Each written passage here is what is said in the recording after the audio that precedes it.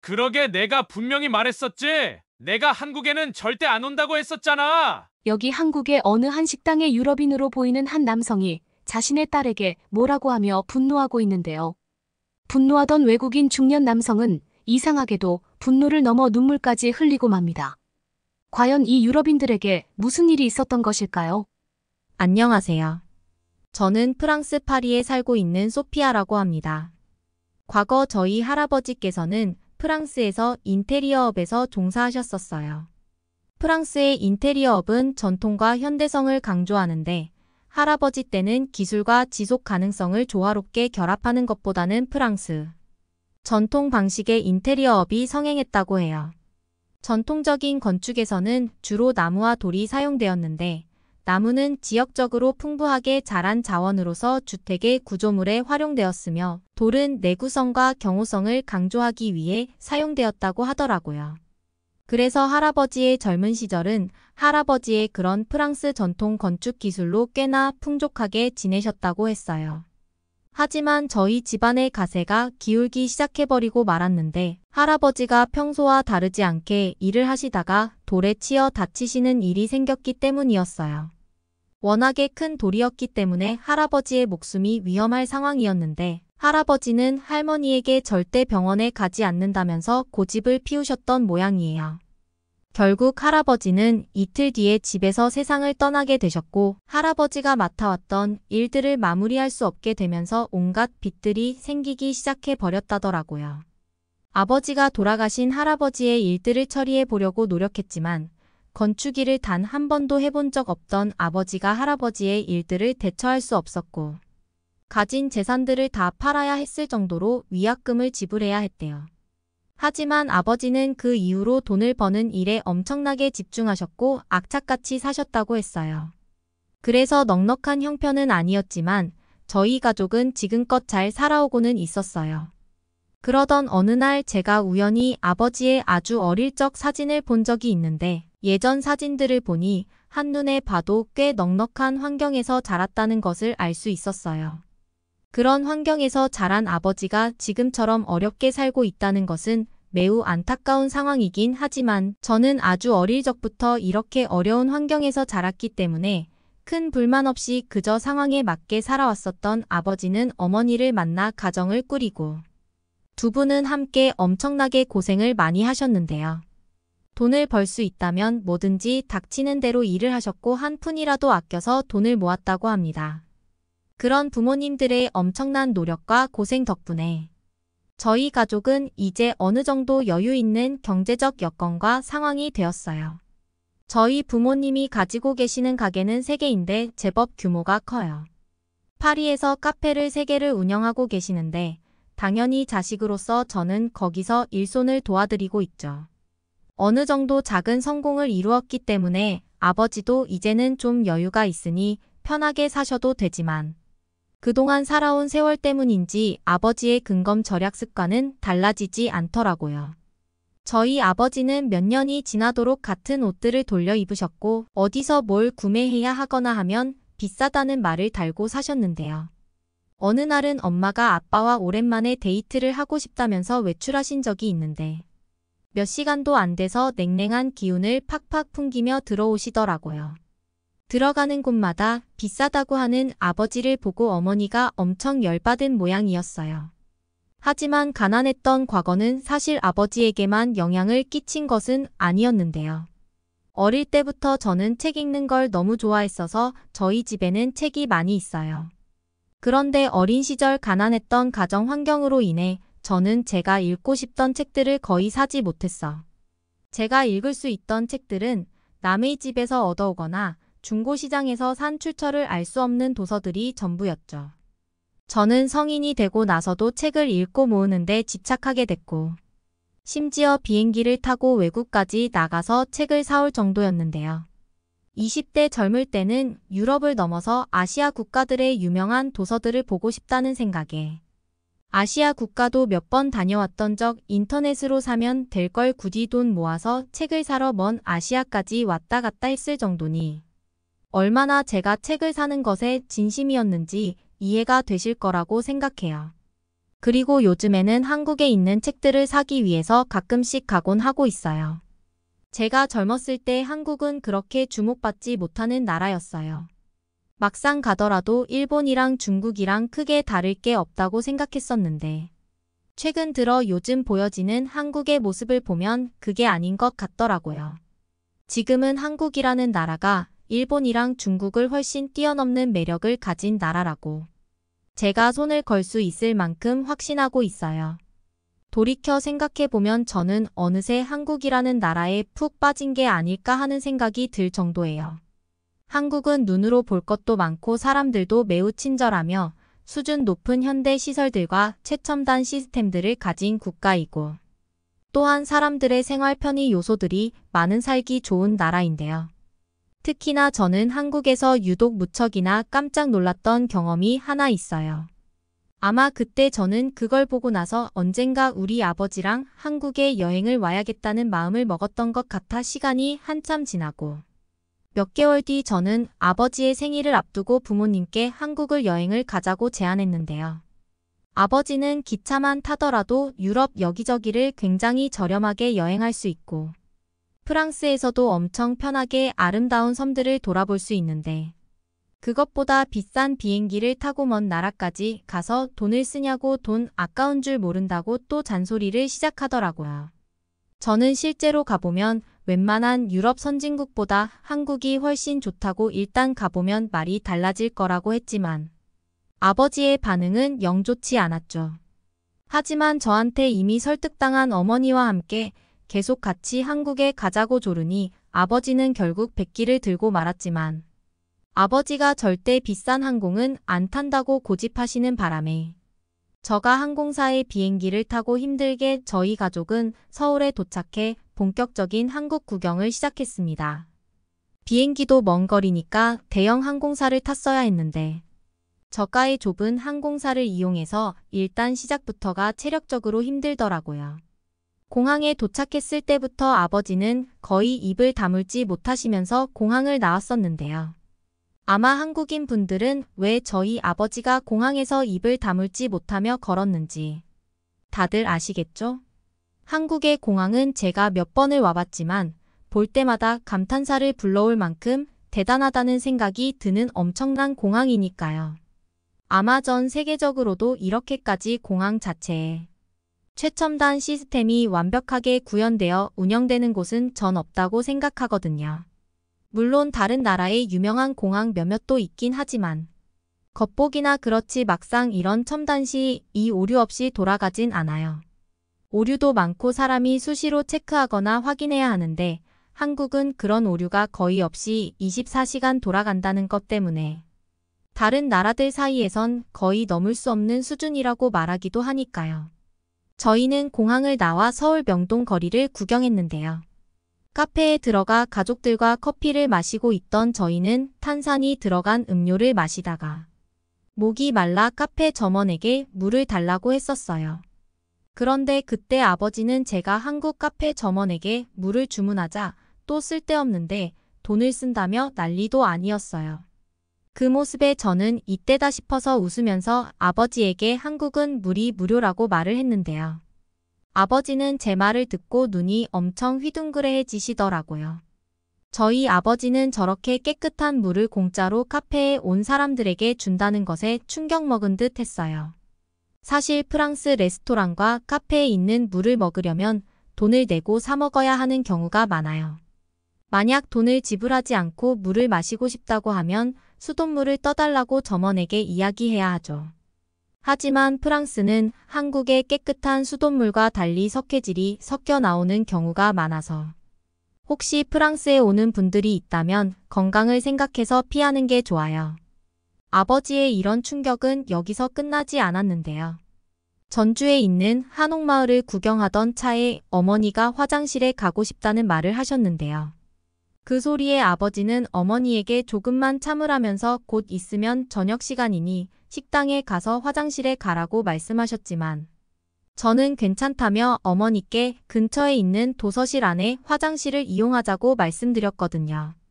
그런데 아버지는 너무 당연한 듯 화장실에 쓸데없이 돈을 왜 쓰냐고 또 뭐라고 하셨지만 저는 한국은 화장실도 모두 무료로 쓸 수 있다고 말씀드리자 아버지는 어떻게 된 게 한국은 물도 그렇고 모든 게 다 무료냐면서 믿기지 않는 듯 재차 저에게 되물어보더라고요. 프랑스는 식당이나 카페에서 손님만 화장실을 이용할 수 있거나 공공 화장실을 활용해야 하거든요. 특히 관광지가 많은 프랑스는 관광지에서 작은 금액이지만 대부분 비용을 지불해야 화장실을 사용할 사실 저희 나라뿐만 아니라 대부분의 많은 나라들이. 그런데 한국은 반대로 웬만한 공중 화장실도 무료고 식당에 가서도 급하다고 양해를 구하면 쓰게 해주는 게 보통이었어요. 당연히 이런 한국의 모습에 놀랄 수밖에 없으셨죠. 심지어 한국의 화장실은 비데는 기본이고 손 씻는 비누는 물론이고 더 놀랍게도 따뜻한 온수가 나온다는 거죠. 이런 한국을 경험하시면서 아버지는 한국에 살면 돈 아낄 일이 많겠네라고 신기해 하셨어요. 그런 아버지에게 저는 한국에서는 비싼 고급 음식을 굉장히 값싸게 먹을 수 있는 방법도 있다고 말씀드렸는데요. 그 말에 부모님 두 분 다 눈을 동그랗게 뜨시더니 궁금해 하시더라고요. 저는 저녁 식사를 하기 위해서 수소문한 한국의 맛집으로 부모님을 모시고 갔어요. 제가 부모님을 모시고 간 음식점은 바로 해산물 요리를 하는 가게였습니다. 프랑스 물가 자체가 워낙에 비싸서 한 가족이 식당에 가서 정말 배부르게 먹으려면 한 끼 식사로 몇십만 원은 쓰고 올 각오는 해야 해요. 하지만 한국에서는 해산물을 배 터지게 먹어도 유럽에서보다 훨씬 적게 나와 계산서를 보고 저도 깜짝 놀랐던 기억이 있거든요. 그래서 마침 부모님과 함께 한국을 오기도 했으니 부모님께도 이런 놀라움을 경험하게 해드리고 싶었어. 어려운 과거를 보냈던 부모님은 사실 외식보다는 집에서 직접 재료들을 손질해 음식을 먹는 경우가 많았는데요. 그래서 어디 외식이라도 가자고 하면 아버지는 방방 뛰며 기겁했을 정도로 외식을 기피 하셨었어요. 그런 부모님을 모시고 한국의 해산물 식당을 왔으니 평소라면 비싼 곳에 왔다고 날뛰어야 할 아버지가 웬일인지 조용히 눈을 못 떼고 다른 테이블에 있는 해산물들을 뚫어져라 쳐다보고 계셨어요. 그때 식당 직원분이 저희 테이블에 다양한 밑반찬들을 올려주기 시작해 아버지는 직원분이 가져다준 음식들을 보고 조용하시던 입을 떼시며 다시 각성이라도 하신 듯 저에게 뭘 이렇게 많이 주문한 거냐면서 뭐라고 하시더라고요. 제가 돈을 써도 아무 말 안 했던 어머니마저도 여러 음식들이 테이블에 꽉 찬 걸 보고는 저보고 너무 무리하는 거 아니냐고 걱정하셨어. 그런 부모님에게 저는 이건 그냥 밑반찬들이라 돈이 들지 않는 음식들이라고 이야기해드렸는데요. 제가 주문한 음식은 해물탕과 새우구이 2개뿐이고 2가지 음식을 모두 합쳐봐야 6만 원이라고 했어요. 아버지와 어머니는 제 말을 듣고 믿기지 않는지 제가 가격을 잘못 본 거 아니냐며 너무 당황해 하셨었어요. 그러면서 지금 나온 음식들로 테이블이 꽉 찼는데 심지어 이건 메인 음식이 아닌 무료로 나오는 반찬들이라는 말에 더 할 말을 잃으신 듯 하더라고요. 저희 나라에서는 식당에서 이런 건 정말 상상할 수도 없거든요. 거의 주문한 음식만 딱 나오고 말지 주변에 밑반찬이란 개념 자체가 없어요. 그러니 당연히 놀라실 수밖에 없었을 거라 생각해요. 저는 주문한 새우가 나와서 새우를 까서 초장에 찍어 부모님께 하나씩 드셔보시라며 접시에 올려드렸었어요. 한국인들은 새우를 이렇게 초장이라는 소스에 찍어서 먹는다고 알려드렸어. 부모님은 새우를 초장에 찍어 입에 넣자마자 새우의 고소함과 초장의 새콤한 맛이 잘 어우러졌다면서 감탄을 금치 못하더라고요. 하지만 아버지는 음식을 드시면서 표정이 점점 어두워지셨는데요. 저는 그런 아버지를 보고 눈치 보며 혹시 맛이 없냐고 물어봤는데요. 아버지는 아니라면서 맛있다면서 계속 무표정한 모습으로 음식을 드셨습니다. 마침 저희 테이블에 해물탕이 나왔었는데요. 테이블에 있던 해물탕 뚜껑 열자 모락모락 연기와 함께 해산물들의 향이 퍼지면서 저희 식욕을 자극하더라고요. 저는 아버지에게 다양한 해산물들이 들어가 있는 한국의 국물 요리라고 알려드리면서 국물을 한 입 드셔보라고 말씀드렸는데요. 그 말에 아버지는 수저를 들어 국물을 한 입 떠서 먹어보시곤 이렇게 다양한 해산물 요리를 한 번에 맛볼 기회가 거의 없기도 하고 워낙 외식을 안 하셔서 한국의 해물탕을 만난 아버지의 반응이 너무 궁금했어요. 아버지는 눈을 감은 채 해물탕 국물 맛을 음미하셨고 제가 어떠냐고 물어보았는데 아버지가 아무 말도 하지 않으시더라고요. 그리고 서서히 아버지의 눈시울이 붉어지더니 갑자기 눈에서는 눈물을 흘리시는 거예요. 그 모습에 저와 어머니는 당연히 너무 당황했는데요. 저는 나름 맛있었던 집이라고 생각해서 온 거였는데 아버지 취향은 아니었던 걸까요? 하지만 아버지는 곧 눈물을 닦으시더니 저를 바라보시고는 고맙다라고 말씀하셨어요. 무뚝뚝한 아버지는 생전 남에게 아쉬운 소리도 안 하셨지만 고맙다거나 미안하다는 말도 안 하시는 분이셨는데 그런 아버지가 저한테 고맙다는 말을 하다니 믿기지 않더라고요. 그리고 그 이후 저는 한국의 식당에서 저는 생애 처음으로 아버지의 진짜 속마음을 들을 수 있었어요. 저희 아버지의 젊은 시절은 고단함의 연속이었는데요.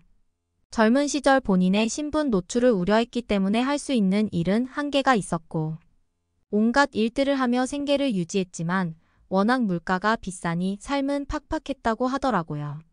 늘 일을 끝내고 퇴근한 아버지는 슈퍼에 들려 장을 보곤 했었다고 하는데요. 외식하기에 넉넉하지 않았던 터에 집에서 음식을 엄마가 해야 했기에 슈퍼에 들러 가격을 비교해가며 살 것을 고르는 자신에게 문득 서러움을 느낀 적도 많았다고 했어요. 뼈 빠지게 일해 돈을 버는데도 동전 하나에도 벌벌 떨어야 하는 인생이라니. 아직 젊고 충동적이던 아버지는 욱하는 마음에 내가 이렇게 열심히 사는데 먹고 싶은 것 하나 못 먹나 생각이 들어서 한 번은 큰 마음 먹고 평소 비싸서 사 먹지 못하던 해산물을 집에 잔뜩 사서 간 적이 있었다고 했어요. 당연히 어머니도 아버지가 사온 해산물을 보고 너무 놀랐던 기억이 있다고 하더라고요. 하지만 바로 다음 날부터 전날에 충동적 구매에 엄청난 후회를 하셨다고 했죠. 왜냐하면 그때 거하게 한번 해먹은 식사로 거의 한 달 내내 돈을 크게 아껴 써야 했기 때문이라고 하더라고요. 그 뒤부터 아버지는 절대 돈을 허투루 쓰지 않게 되었다고 했었어요. 자신이 버는 돈은 오로지 가족의 생계와 미래를 위해서 쓰여야 한다고만 생각했기 때문이라고 하셨죠. 그러시면서 스스로 원하는 것들에 대한 생각 자체를 하지 않고 살아오셨다고 했어요. 눈시울을 붉히며 말씀하시는 아버지의 지난 삶들을 들으면서 저는 우리 가족을 위해 얼마나 아버지께서 많은 희생을 해오셨는지 뼈저리게 느꼈었어요. 어머니도 감정에 북받쳐 우신 아버지의 모습에 눈시울이 붉어지시면서 아버지를 보고는 당신이 애냐면서 핀잔을 주시면서 눈물을 훔치시더라고요. 아버지는 딸인 제 앞에서 눈물을 보인 게 창피하셨는지 괜히 이상한 딴소리만 하셨는데요. 그러니까 내가 한국에 안 온다고 했잖아라면서 말이죠. 다시 프랑스로 돌아가는 날 저는 아버지에게 계속 가족을 위해 사셨으니 이제는 본인을 위해 사셨으면 좋겠다고 솔직하게 이야기했는데요. 한국을 여행한 뒤로 아버지가 이제는 조금은 여유 있게 사시려고 노력하시는 모습을 보며 저는 기분이 좋아요. 그리고 정말 달라진 게 있는데요. 가끔 저희 아버지가 저에게 다가와서는 한국도 갈 일 없니라면서 은근슬쩍 저에게 물어보시는데요. 그런 아버지의 모습이 너무 귀여워서 이제 곧 돌아오는 어머니 생일날 또다시 부모님을 모시고 한국에 갈까 생각하고 있어요. 이번에 다시 한국에 가면 어떤 요리를 먹어볼까 고민 중인데 혹시 한국에 가서 반드시 먹어야 할 메뉴가 있다면 지역과 음식명을 알려주시면 정말 큰 도움이 될 것 같아요. 아버지께 정말 잊지 못할 추억을 남겨드리고 싶고 한국이라는 나라는 저희 가족에게 너무나 좋은 기억으로 평생 남아있을 것 같습니다. 오늘은 가족을 위해 한 평생을 아끼며 최선을 다해 사셨던 소피아 씨의 부모님 이야기를 담은 사연이었습니다. 그러면 다음 사연으로 넘어갈게요. 지금 한국인들이 기적을 보여주고 있어요. 제 눈을 믿을 수 없네요. 이게 정말 한국인들의 힘인가요? 여기 한국인 남편과 함께 명절을 맞이해서 시댁으로 가는 중인 한국제 부부가 있습니다. 캐나다 출신인 아내는 시댁에 가기 위해 고속도로를 타던 중 기적과 같은 장면을 목격했고 그때 목격했던 기적 덕분에 소중한 사람을 지킬 수 있었다고 하는데요. 과연 그녀가 봤던 기적과 같은 장면은 어떤 장면이었는지 함께 보러 가실까요? 안녕하세요. 저는 한국인 남편을 만나 한국에서 남편과 함께 살고 있는 캐나다 출신의 줄리라고 합니다. 캐나다에서 태어난 사람이 어쩌다가 한국에 와서 살고 있냐고요? 그 과정을 설명드리기 위해 우선 저희 남편을 만나게 된 이야기부터 들려드려야 할 것 같아요. 한국 사람인 저희 남편을 만나게 된 지도 벌써 3년이라는 시간이 흘렀네요. 캐나다에서 여동생과 함께 작은 빵가게를 하고 있었던 저는 어느 날 갑자기 어떤 동양인 손님을 마주하게 되었어요. 그 동양인 손님은 이상하게 어느 날부터인가 저희 빵가게로 매일 아침마다 찾아와서 똑같은 빵과 커피를 사가더라고요. 한 일주일간 그렇게 그 손님이 같은 메뉴를 주문했고 그때부터 그 손님이 눈에 들어왔던 저는 자연스럽게 말을 걸기 시작했어요. 그렇게 저희 둘은 주문할 때마다 서로 인사를 주고받을 정도로 가까워졌죠. 옆에서 저를 바라보던 여동생은 제가 사랑에 빠진 것 같아 보인다고 말하더라고요. 동생에게는 아니라면서 그냥 친절을 베풀기 위해서 말을 걸었던 거라며 둘러댔지만 사실 여동생이 말한 게 정확했어요. 그 손님을 처음에 봤을 때는 그저 흔한 동양인 같아 보였지만 미소가 굉장히 매력적이었고 그 미소를 보는 순간 심장이 쿵하는 느낌이 들었거든요.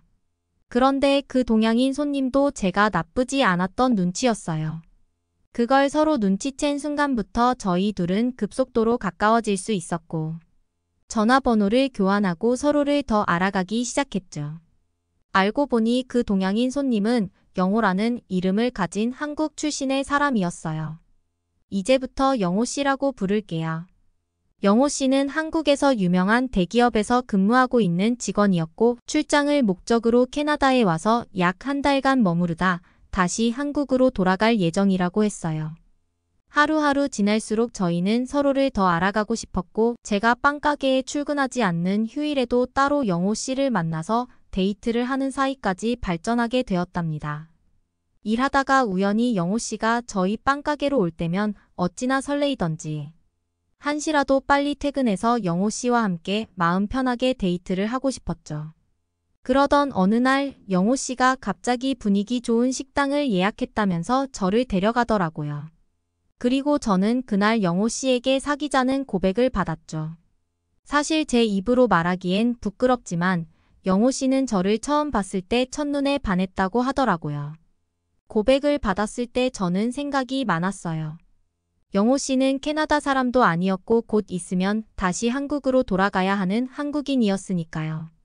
그래서 마음은 너무 고맙지만 조금만 더 생각할 수 있는 시간을 달라고 했죠.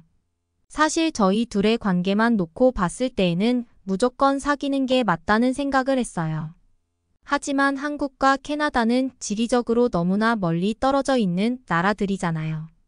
그때 당시에 20대 중반이었던 저는 곧 있으면 결혼 정년기가 끝나는 시기였고 단순한 연애보다는 진지하게 결혼을 생각해야 하는 시기였어요. 어쩌면 마지막 연애가 될 수도 있었기 때문이었죠. 한국으로 돌아가기까지의 시간이 보름도 안 남아있던 영호 씨와 함께 추억을 쌓아가도 되는지에 대한 확신이 안 서더라고요. 영호 씨가 제게 사귀자고 고백한 이후로 며칠의 시간이 흘렀고 그 사이에 저는 정말 많은 고민을 했어요. 과연 이 사람을 놓치게 되면 나중에 시간이 흘러서 지금을 돌아봤을 때 크게 후회를 할 수도 있지 않을까 싶은 생각을 했죠. 제게 영호 씨는 항상 세심하게 저를 챙겨주고 제가 이야기를 할 때면 제 이야기를 경청해주는 그런 사람이었어요. 평범한 데이트 속에서도 잔잔하게 저를 감동시키는 사람이었죠. 그동안 캐나다 남자들과 연애를 했을 때에는 이렇게 섬세한 사람을 만나지는 못했었던 경험이 있고 캐나다 남자들을 앞으로 더 만난다고 하더라도 영호 씨 같은 사람을 만날 수는 없을 것 같다는 확신이 들었어요. 결국 저는 영호 씨에게 연락을 하게 됩니다. 중요하게 할 말이 있으니 만나서 이야기하자고요. 영호 씨가 퇴근하는 시간에 맞춰서 제가 영호 씨가 일하는 사무실 앞에서 기다렸고 영호 씨가 저를 한눈에 알아보더라고요. 평소에는 편안해 보였던 영호 씨의 얼굴이 그날따라 굉장히 긴장한 기색이 역력했죠. 하지만 그게 나쁘지 않아 보였어요. 오히려 저와의 관계를 얼마나 진지하게 생각하고 있는지에 대한 진심이 느껴졌거든요. 영호 씨와 저는 함께 건너편에 있는 카페로 향했어요. 그리고 자리에 앉자마자 영호 씨에게 제 진심을 이야기했죠. 우리 진지하게 만나보자고 말이에요. 제 이야기를 들은 영호 씨는 믿기지 않는다는 표정이더라고요.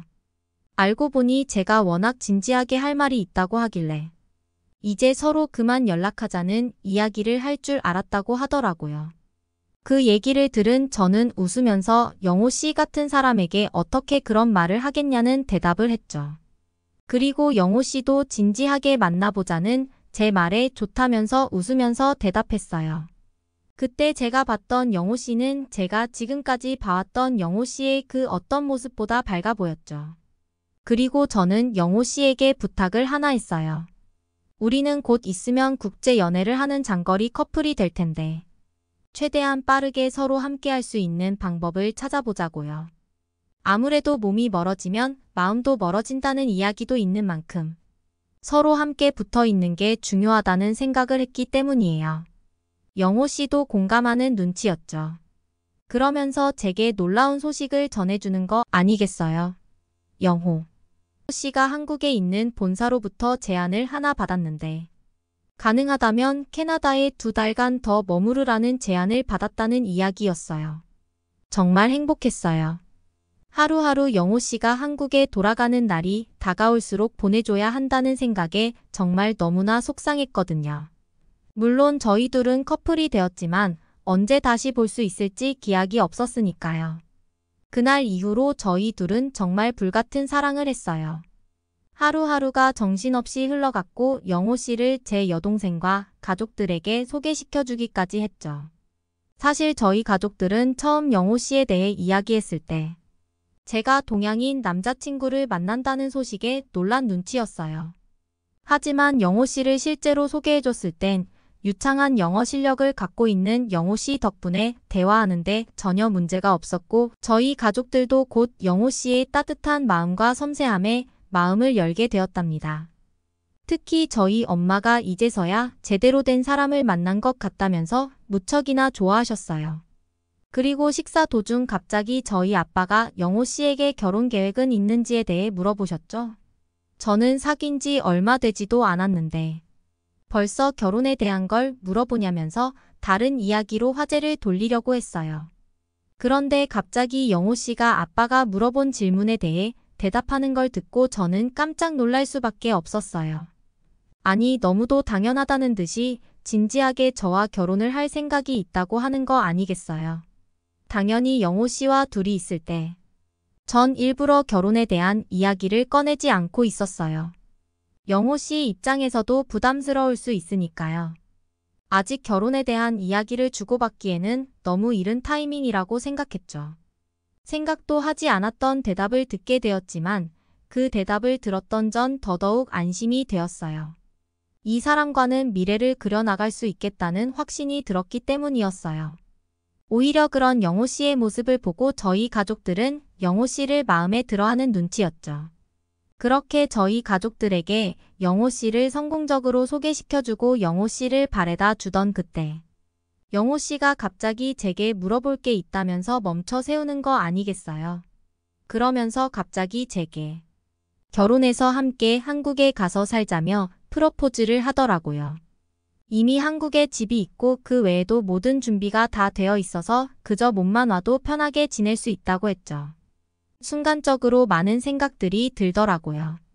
여러분도 아시다시피 이때 저희는 정식으로 사귄 지 2달 정도밖에 안 된 사이였어요. 그런데 이렇게 갑자기 프러포즈를 받다니요.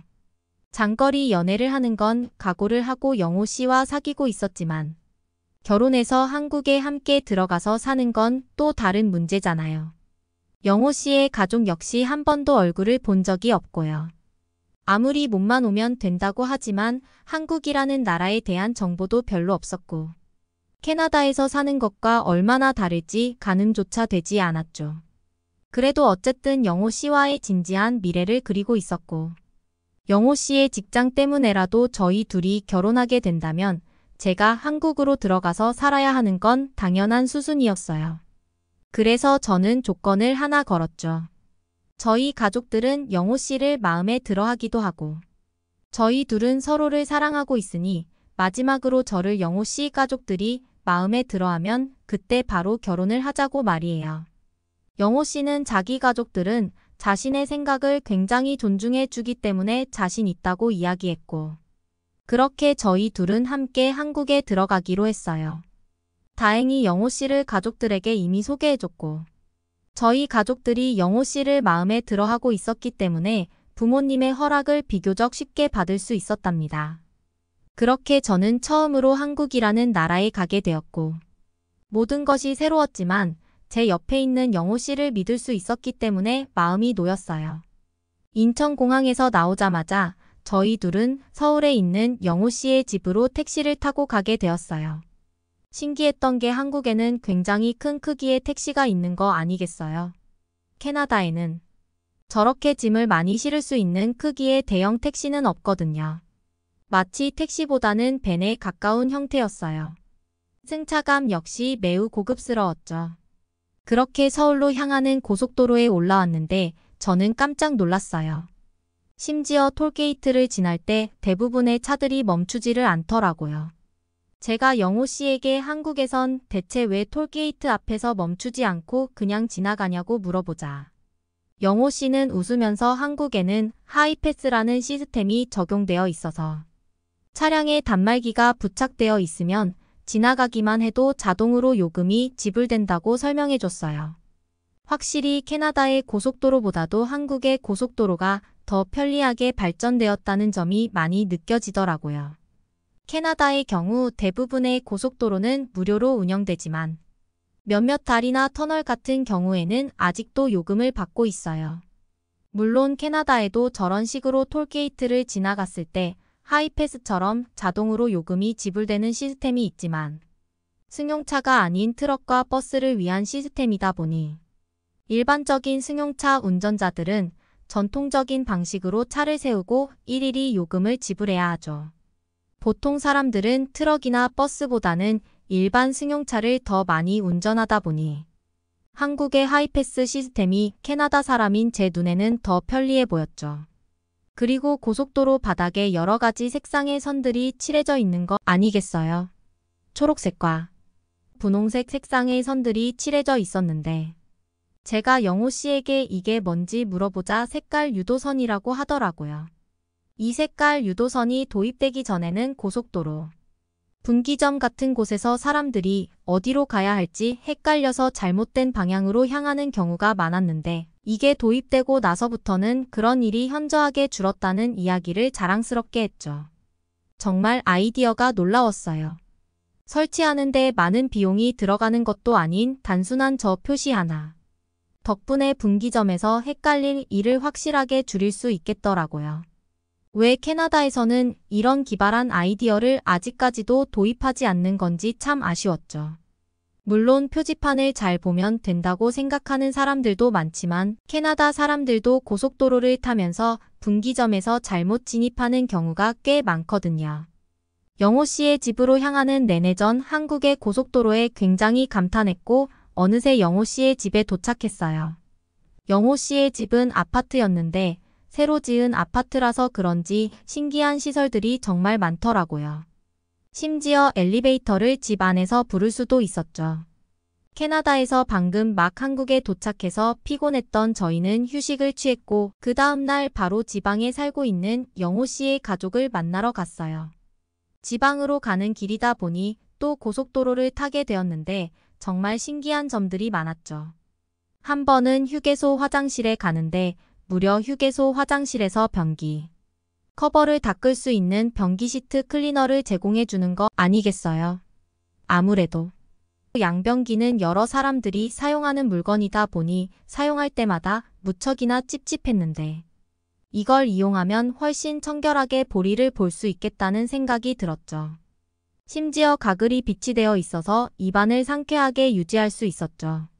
처음으로 영호 씨 가족을 만나러 가는 길인데 휴게소에 비치된 가글 덕분에 더더욱 자연스럽고 자신감 있는 모습을 보여드릴 수 있었어요. 한국이라는 나라에 살고 있는 한국인들이 무척이나 부러웠어요. 캐나다에는 없는 한국만의 편리한 점들이 한국에 도착한 지 며칠 되지 않았는데도 너무나 많이 보였기 때문이었어요.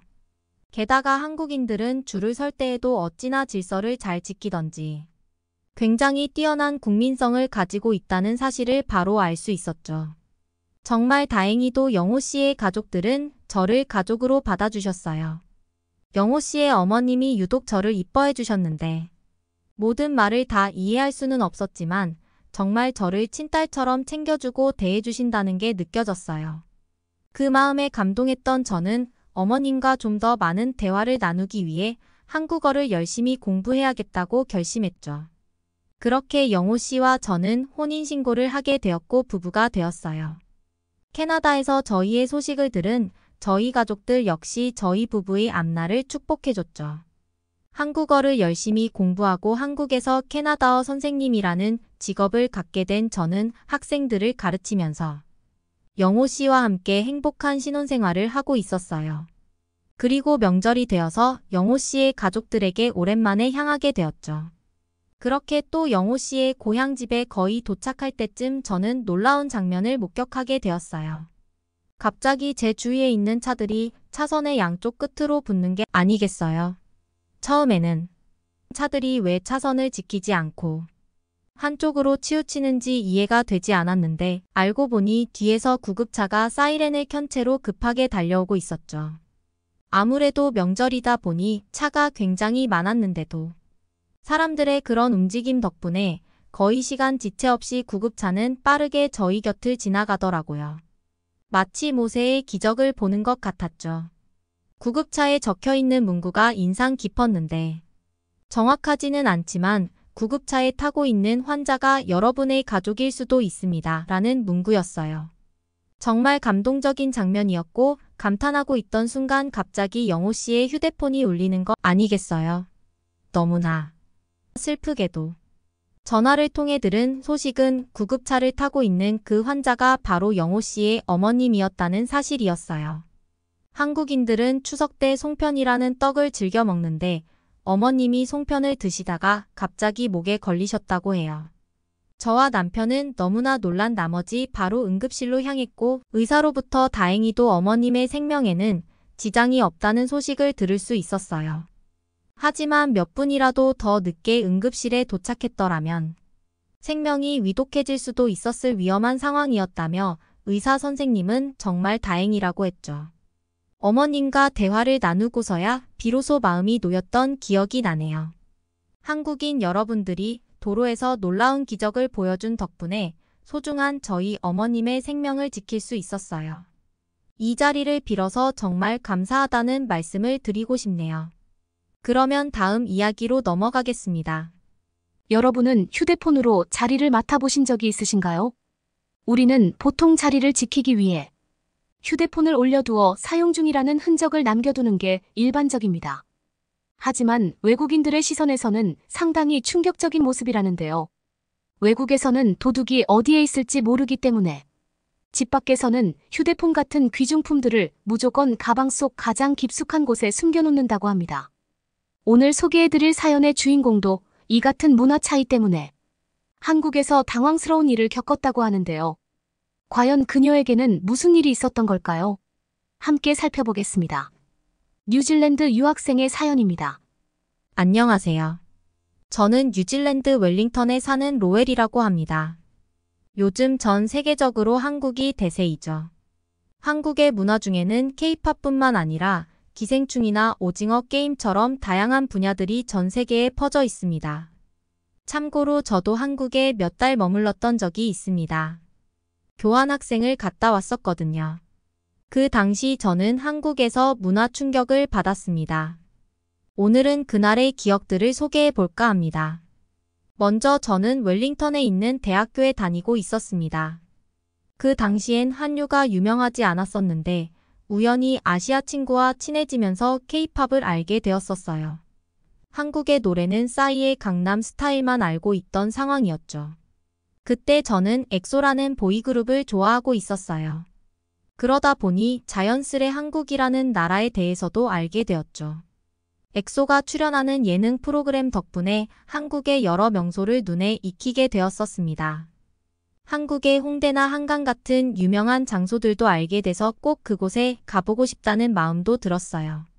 또 대학에서 타국의 연예 산업에 대해 에세이를 작성하는 과제가 있었는데 대부분 할리우드를 주제로 잡을 때 저 혼자 K-팝에 대해 작성해서 좋은 점수를 받았던 적도 있었습니다. 그것 때문에 한국에 가보고 싶다는 생각이 더욱더 강해지게 되었죠. 그렇게 단기로 한국에서 공부하기 위해 교환학생 프로그램에 참가했습니다. 사실 한국에 오게 될 때쯤엔 K-팝에 거의 흥미가 사라졌었어요. 그래서 다른 나라도 많이 고민했죠. 하지만 과거의 좋은 기억들을 믿어 의심치 않았기에 다시 한국을 택했습니다. 처음 서울에 왔을 땐 제가 생각했었던 한국의 이미지보다 훨씬 뛰어나서 놀랐던 기억이 나네요. 서울 생활의 편리함이 대단하더라고요. 서울에는 저렴한 음식부터 비싼 음식까지 손만 뻗으면 구할 수 있었어요. 또 대중교통의 편리함과 잘 갖춰진 인프라, 제가 태어난 웰링턴의 모습은 과거의 시간이 멈춘 듯이 정체된 느낌이라면 서울은 정말 산업혁명 시대에 걸맞도록 발전한 도시의 느낌이랄까요?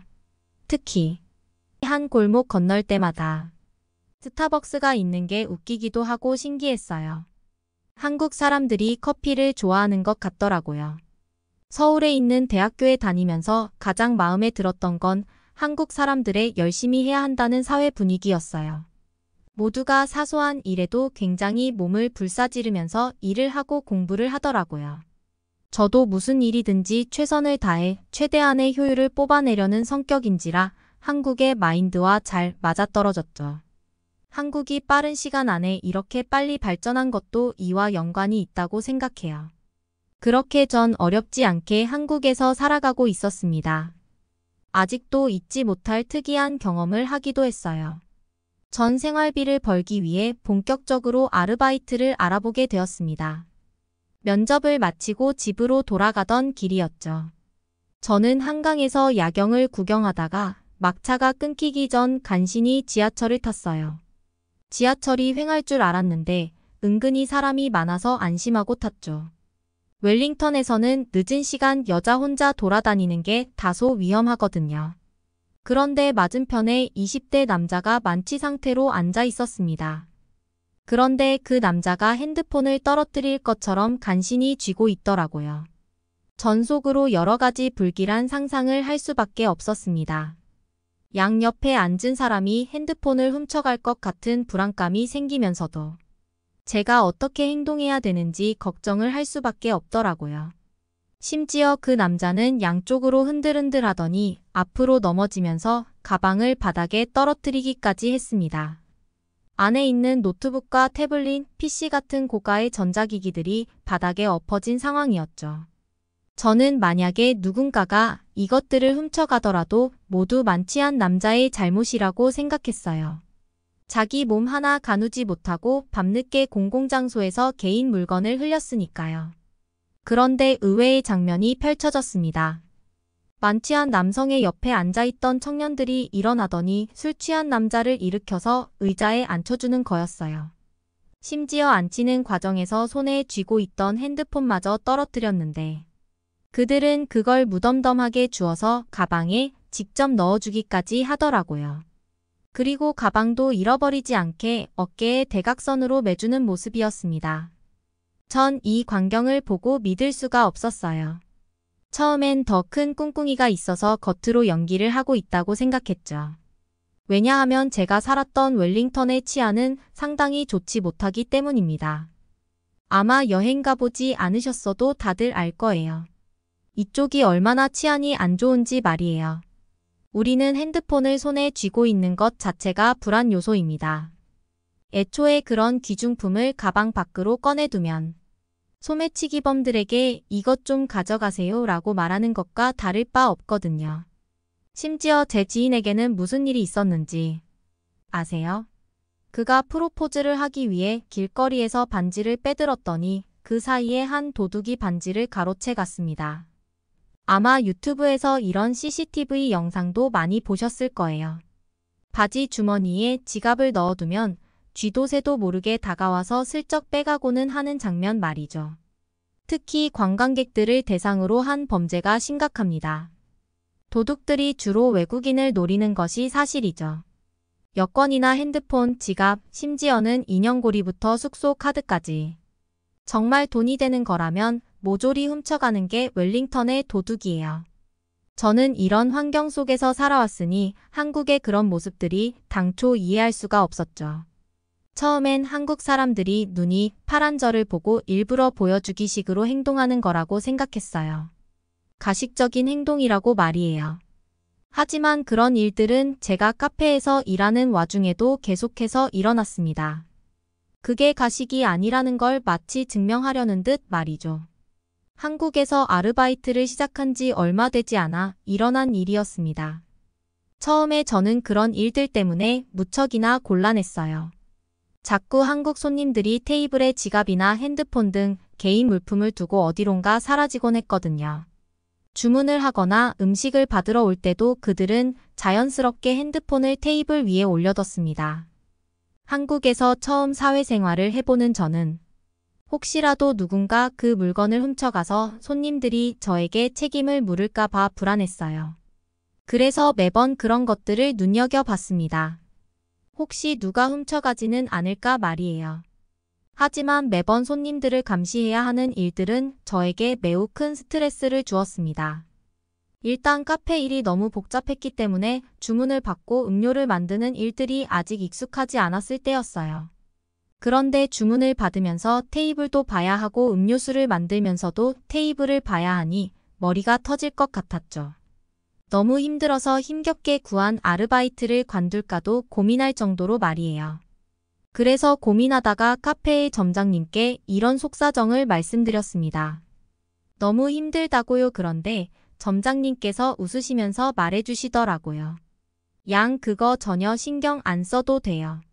한국 사람들 그거 아무도 안 훔쳐가. 저는 솔직히 점장님께서 제가 그만둘까 봐 해주시는 말씀인 줄 알았는데 점장님 말이 맞았어요. 시간이 어느 정도 지나니까 알겠더라고요. 남의 물건을 훔치려는 도둑이 한국에는 정말 없다는 사실을 말이에요. 사실 저는 이것 때문에 제가 알고 있던 기본 상식이 모조리 부정당하는 경험을 했어요. 20년 넘게 소매치기가 당연한 세상에서 살아왔으니까요. 뉴질랜드와 비교했을 때 한국의 치안 수준은 정말로 말이 안 돼요.